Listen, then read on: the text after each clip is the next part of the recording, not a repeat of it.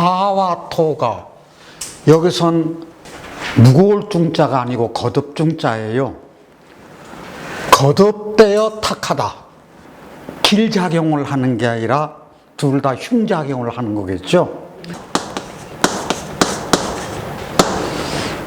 저희 이게 근문이 어떻게 되는 거 아니에요?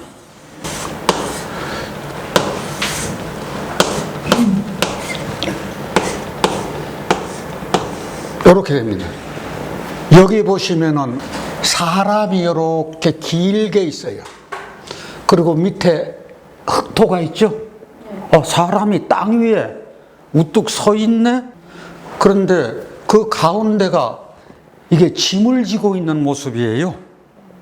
사람이 그런 무거운 짐을 지고 땅에 우뚝 서 있다는 그런 뜻이거든요. 요것을 차례로 어디 한번 풀어보자고요. 저희 요렇게 할 것 같으면 요게 사람이 요렇게 하고 있는 모습이에요. 여기다가 흑토자가 있어요. 여기 보면 사람이 요렇게 들어와 있고 흑토자가 아래로 들어와 있죠. 요 글자가 여기 밑에가 긴 게 이게 우뚝설정자예요. 조종정 할 때 신하들이 우뚝 서가지고 늘어서 있는 모양이라고요. 이게 조종이라고요. 그럼 뜰정 할 것 같으면은 여기다가 지범만 할 것 같으면은 조종이 넓은 뜰이 되겠네요. 그런데 요것하고 뭐하고 합해져 있는 거 아니? 여기 요렇게 해가지고 저희 요것이 각골문에서는 동력동자입니다. 자, 어디서요? 각골문에서는 동력동자인데 이게 소전체에서는 어떻게 나와 있는 거 아니? 요렇게 나와 있어요. 그런데 요것은 보면은 나무목이 이렇게 있습니다. 나무 사이로 해가 뜬다는 얘기거든요. 요게 소전치. 그랬을 때 요 글자가 뭐냐 하는 얘기요. 이것은 곡식 같은 것을 자루에 넣어요. 그래서 위와 아래를 묶어놓은 글자예요. 그러면 곡식을 넣고 자루를 위아래로 묶었는데 밝다는 뜻이 왜 나오는 거요? 곡식을 먹을 때는 자루 풀어야 돼요? 안 풀어야 돼요? 풀잖아요. 그러면 캄캄한 세계에서 밝은 세계로 우리 사람이 그거를 먹고 살 수 있는 근원을 가지게 돼요. 그래서 이게 밝다는 뜻은 동력정자로 왔을 것이다. 그랬을 때 우리가 이 무거울 중자는 사람이 무거운 짐을 지고 땅 위에 우뚝 서 있다는 그런 뜻인데, 그러면 거듭이라는 뜻은 어디서 왔을까요? 하는 얘기예요. 우리 짐이 무겁게 되려면 거듭 쌓여야 되잖아요. 그래서 그렇게 거듭 쌓여 있다 그래가지고 이게 거듭중 그랬어요. 그러면 화토중탁이라고 할 때는 무거울 중자가 아니라 거듭중자가 돼야겠죠. 그래서 거듭탁해지더라. 요 글자가 잘 아시는 시종인데 동사로 할 것 같으면 씨를 심는 거니까 심을종 그래요. 벼와하고 무거울 중에 합한 거예요. 그러면 벽시 무거운 것을 골라서 씨로 심는다. 그러면은 벽시를 심을 때 5% 소금물에 담가요. 그래서 가벼운 것은 버리고 뜨니까 무거운 가라앉는 것만 골라서 씨로 심는 거거든. 그래서 이게 시종 심을종 그래요. 요 글자 어떤 글자로 알고 계세요? 예? 지금 여기 계신 분들도 한자 공부하신 분들도 쇠북종을 말하는 사람들이 그런 회원님들이 계셔. 그러면 이분들은 나한테 회초리 좀 맞아야 돼. 지리산에서 박달몽댕이 꺾어와. 술병종자야. 쇠검에다가 뭘 합했어요?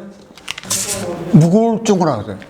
그러니까 이것은 무거운 쇠 술병이나 쇠 술잔이라고요. 그런데 그 술을 비우고 커다란 쇠술잔이고 쇠술병이니까 때리면 종소리 날 것 아니에요. 다 청동으로 만드는 거니까.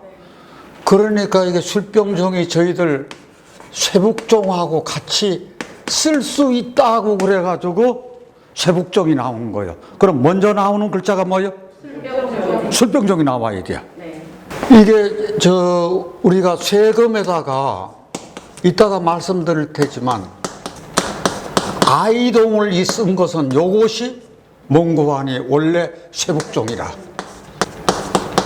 그래서 쇠북종을 이름자로 쓴다고 하는 사람이 있으면은 꼭 어떻게 물어봐야 되는 거 하니, 무거울 중자를 쓰십니까? 아니면 아이동자를 쓰십니까? 이렇게 물어봐야 돼요. 다 일반인들이 이걸 구분을 안 하고 그냥 막 써. 여기서 저희가 어떤 이야기가 나오는 거 하니, 쇠북종을 쓰는 사람들은 대개 말술을 먹는다. 그게 왜 그런 거 하니, 이 글자를 아실 거예요. 백작이니 공작이니 할 때 자귀를 받는다고 할 때 벼슬 작자잖아요. 그런데 이것이 술잔자도 돼요. 그러면 그 술 마시는 입구가 참새 부리 모양의 그 술잔이라, 청동으로 만든 굉장히 큰 술잔이요. 그러면 이것은 자기가 있는 사람들만이 이 청동 술잔을 이용을 해요. 그 왕은 옥잔을 쓴다고. 그러면은 장군들이라든지 벼슬 있는 사람들 영화에서 보면 이 커다란 쇠술잔에다가 술을 팍 넣고서는 그냥 개로 막 먹듯이 술을 막 퍼먹죠. 그러면 왜 말술을 먹을까? 왜 그럴까 하는 얘기요. 여기서 이름자의 중요성이 나옵니다. 저 글자가 술병종이니까 태어나가지고 저것을 항렬자로 써도 어쩔 수 없이 쓰잖아요. 남자들 이름자에. 그러면은 태어난 순간부터 이름을 부를 때마다 너 술 먹어라. 그렇게 하고 많은 사람들이 술 먹으라고 계속해서 불러줘. 제가 생각하기에는 나도 모르는 사이에 술하고는 굉장히 친근해지는 거예요. 내가 술이 아주 익숙하게 돼. 그러면 나이 들어가면서 차차 술이라는 것에 대해서 이게 그 환경에 젖어들게 돼버린다고. 저희 환경의 중요성이 그만큼 중요한 것이 금목자학이요 근주자적 이런 말도 있잖아요. 그것처럼 이 환경이 어쩔 수 없이 술에 친숙하게 노출돼 버리는 거예요. 그러니까 나이 들면 들수록 처음에는 조금씩 먹다가 나중에는 많이 먹게 되는 거예요. 그래서 말술을 먹어. 술에 노출되는 환경이 지속된다면 그 짝으로 젖어들게 돼요.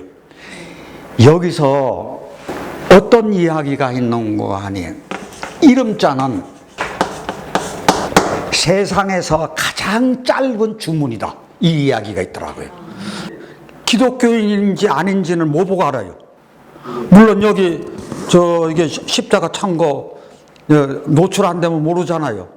그런데 여호와를 얘기한다든지 할렐루야 그러면은 그게 대표적으로 나타내는 거예요. 그 다음에 불자는 관세음보살 찾으면 돼. 그렇잖아요. 오 필승 고레야 그거 들어보면 벌써 대한민국이요. 그렇죠. 가장 짧은 얘기더라.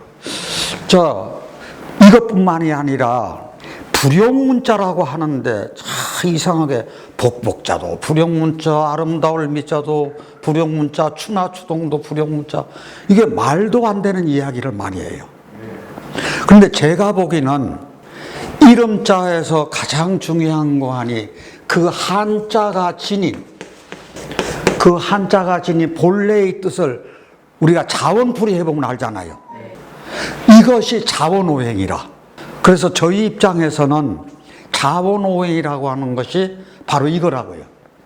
그러면 예를 들어서 제가 효명이요, 제하오가, 그러면 요것은 해와 달이네요. 그런 한 글자 속에 음양을 다 가지고 있는 아주 멋진 그 아우를 가지고 있어. 그 다음에 이 효자네? 그러면은 요것이 나한테는 이제 용신으로 쓰는 글자야. 요거는 뭐냐?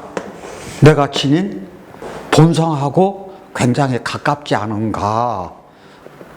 제가 어릴 때요, 어머님하고 어디 모르는 고개를 넘어갈, 근데 어머님은 가끔 가보셨던 게요.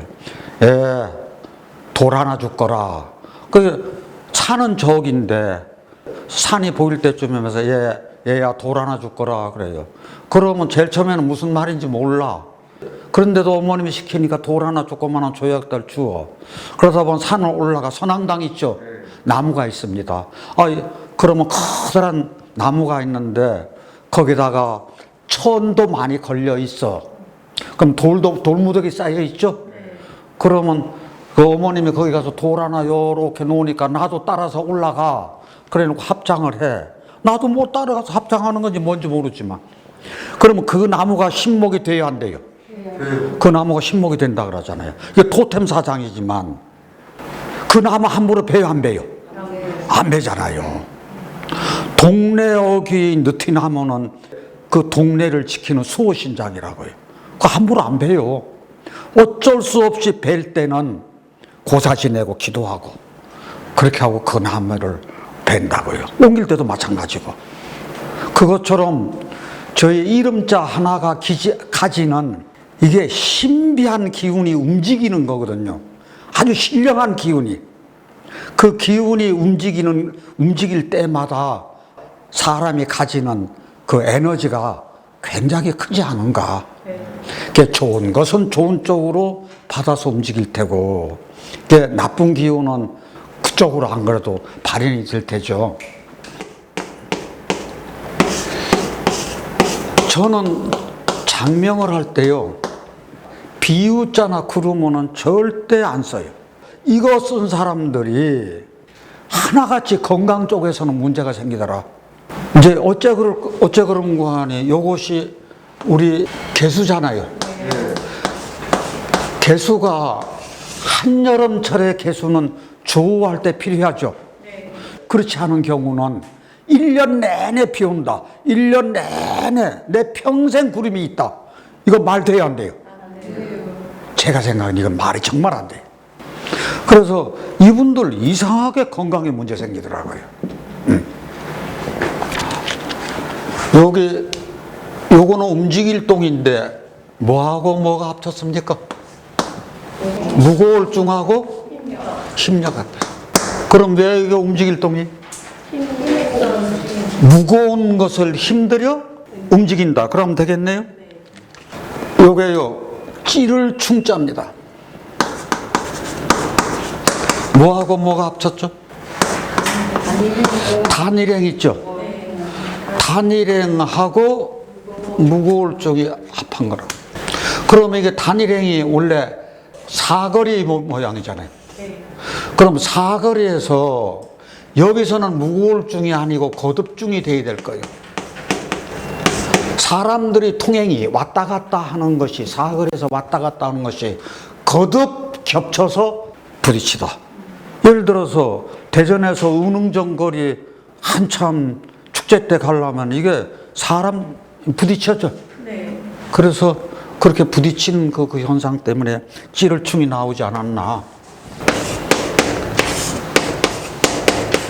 자, 이게 헤아릴 양자입니다. 이 헤아릴 양자가요, 맹자왈, 공자왈 할 때 이게 말할 왈자예요. 입이 이렇게 있는데 입에서 말이 나가는 거죠. 그렇게 하고 요게 무고울증자예요. 거듭 말하여 헤아리 되면서 말을 하는 거예요. 자, 한 마리요, 두 마리요, 세 마리요. 그게 거듭 말하잖아요. 그렇게 거듭 말하는 거. 그래서 요것을 헤아리다. 요게요? 요게요? 예. 그 다음에 요게 시종시물종. 요게 움직일동, 찌를충, 요게 해릴양. 요렇게 해서 중과 관계되는 것을 한번 알아봤습니다. 저 글자 무슨 글자죠? 아이 동자예요.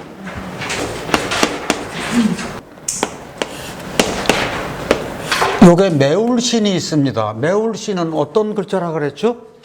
죄나 죄인과 관계되는 글자라 그랬어요? 여기다가 뭐가 들어가는 거냐? 여전히 무거울 중자가 들어간 거예요. 그러면 이게 무거운 죄진 자를 노예로 신분을 삼아가지고 아이 취급을 하는 거지. 그렇죠? 그래서 이게 아이 동자예요. 요게 마음 들뜰동 그리워할 동. 자, 뭐예요? 마음 들뜰동하고 그리워할 동. 동경의 세계할 때 이거 들어가는 거예요. 그러면은 마음심하고 아이 동자가 들어갔다고요. 아이의 마음이네요. 어린아이의 마음이요. 어린아이 마음은 조그마한 감정 변화에도 금방 마음이 들떠요. 그래서 마음 들떠다 그리워한다. 자, 물 이름 동자라. 그러면 무엇과 무엇이 합쳐졌어요? 물수하고 플러스 아이동이 합한 거라. 그러면은 아이들은 수분이 많죠. 물탱입니다.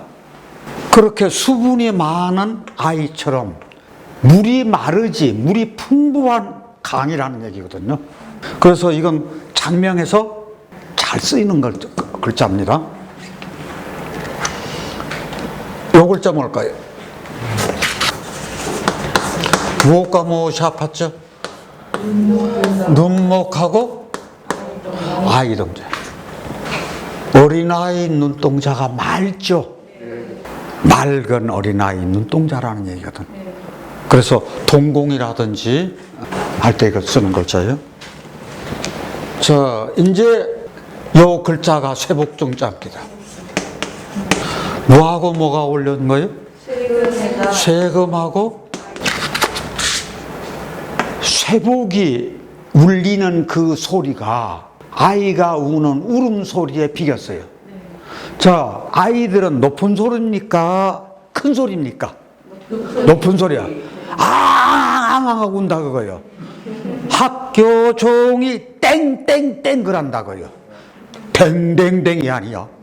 아이 울음소리를 쇠복소리에 비긴 거예요. 그러니까 이게 꼭 아이 동자가 들어가야지 이게 쇠복종이다. 자, 무거울 종자가 들어가면 뭐라고요? 술장종, 술병종 이렇게 나오십니다. 이게 벌레촉이요. 벌레촉인데 총나라 촉이라고 하는 것은 가차시킨 것뿐이야. 가차된 것뿐이야. 원래의 뜻은 벌레예요. 그러니까 자해를 할 때는 다 벌레로 해야 돼요. 그러면 요것은 보면은 다 같이 눈목. 이게 목을 뉘어놨다 그거예요. 원래는 이게 눈목이 본자죠. 아니 왜 눈이 이렇게 생긴 건 없잖아요. 그런데 이게 말이 눈목이라. 여기다가 쌀포자가 들어가 있어. 여기다가 벌레 해가 있어. 그러면 이게 벌레 촉이 어디서 나오는 거냐? 여기서 나와. 그러면 형상이 어떠냐? 눈이 크고 구불구불한 벌레예요. 그래서 어떤 학자는 저것을 해바라기 벌레로 보는 사람도 있어. 근데 저는 자벌레도 이 계통이 아닌가. 애벌레 중에서 아주 크고 눈이 크고 꿈틀꿈틀하는 벌레 뭐 있는 거로 아세요? 제가 가장 기억나는 것은 옛날에 초가를 집을 얹으려고 내면은 그 속에서 군뱅이 나오죠.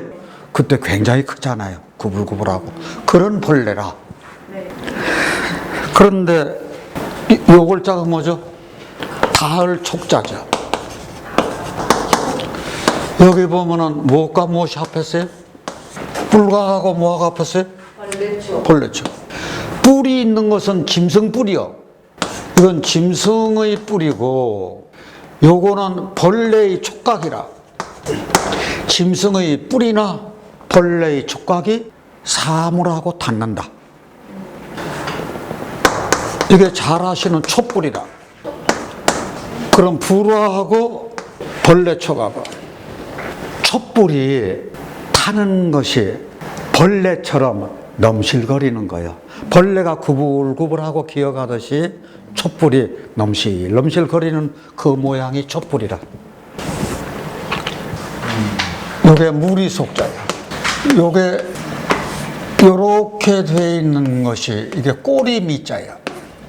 꼬리미에다가 벌레 촉 들어갔어요. 지금 꼬리는 꼬리인데 요거는 어떤 꼬리인가 하니 털 달린 꼬리네.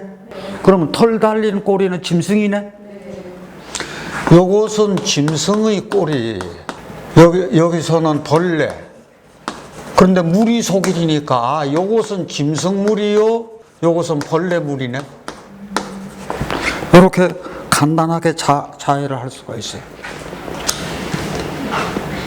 이게 홀로 독자라. 뭐하고 뭐가 합쳤어요? 개사슴록 플러스.